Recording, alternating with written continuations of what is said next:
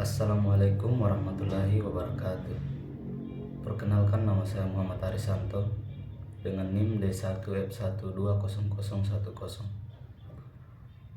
PTPB. Di sini saya akan mempresentasikan hasil tugas saya yang bertemakan hama dan musuh alami di gudang. Hama gudang. Hama gudang merujuk pada organisme yang merusak dan mengkontaminasi bahan pangan dan barang yang disimpan di gudang. Hama gudang mencakup serangga tikus dan hewan lainnya yang dapat mengurangi kualitas dan kuantitas produk yang disimpan. Jenis-jenis hama gudang. Pertama, serangga, misalnya kutu, gandum, kecoa, kumbang tepung, dan ulat tepung. Kedua, tikus dan hewan pengerat. Contohnya seperti tikus rumah, tikus sawah, dan tikus lainnya. Ketiga, hewan lainnya seperti burung, kelelawar, dan hewan liar lainnya yang dapat masuk ke dalam gudang.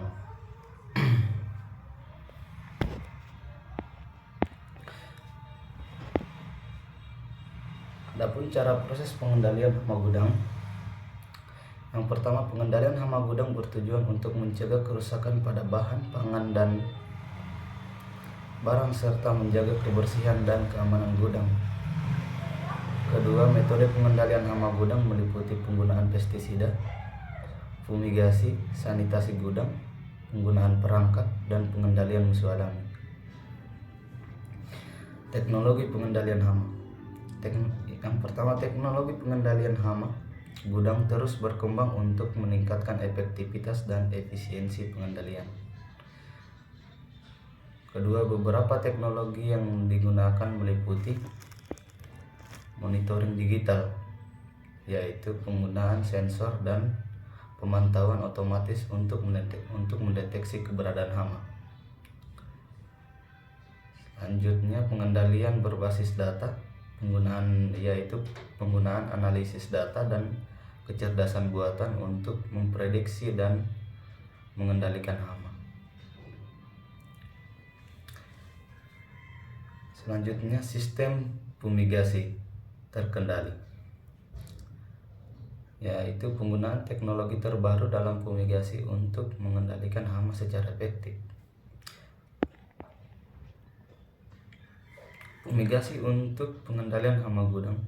Fumigasi adalah metode pengendalian hama gudang yang melibatkan penggunaan gas beracun untuk membunuh hama yang ada di lahan gudang. Gas yang umum digunakan termaksud fosfin, karbon dioksida, dan sulfur dioksida. Fumigasi harus dilakukan dengan hati-hati dan sesuai dengan pedoman keamanan untuk melindungi kesehatan manusia dan keamanan bahan pangan. Musuh alami.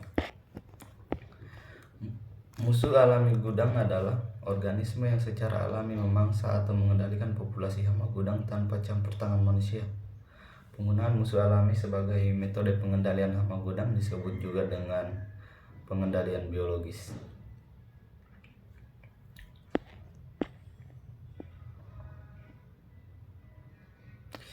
Jenis musuh alami hama gudang.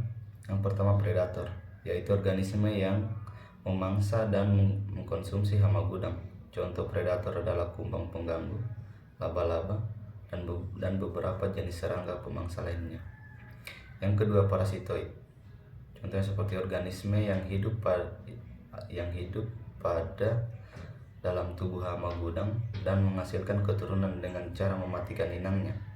Contohnya parasitoid adalah tawon parasitoid dan lalat parasitoid. Yang ketiga, patogen. Organisme mikroskopis seperti bakteri, virus, ataupun jamur yang menyebabkan penyakit pada hama gudang. Contohnya adalah bakteri Bacillus thuringiensis yang dapat menginfeksi larva serangga dan menyebabkan kematian.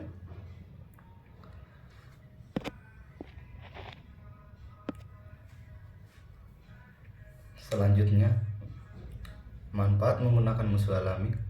Penggunaan musuh alami adalah pengendalian hama gudang memiliki beberapa manfaat, antara lain: yang pertama, ramah lingkungan; kedua, keamanan pangan; ketiga, efektivitas jangka panjang; dan yang keempat, ekosistem yang seimbang.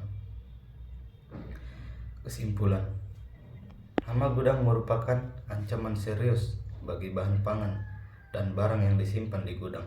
Pengendalian hama gudang meliputi penggunaan pestisida, fumigasi, sanitasi gudang, serta penggunaan musuh alami. Musuh alami adalah organisme yang secara alami mengendalikan populasi hama gudang tanpa campur tangan manusia. Penggunaan musuh alami sebagai metode pengendalian hama gudang memiliki banyak manfaat, termasuk ramah lingkungan dan efektivitas jangka panjang. Saya kira itu saja presentasi dari saya. Kurang dan lebihnya mohon dimaafkan. Wabillahi taufiq wal hidayah. Wassalamualaikum warahmatullahi wabarakatuh.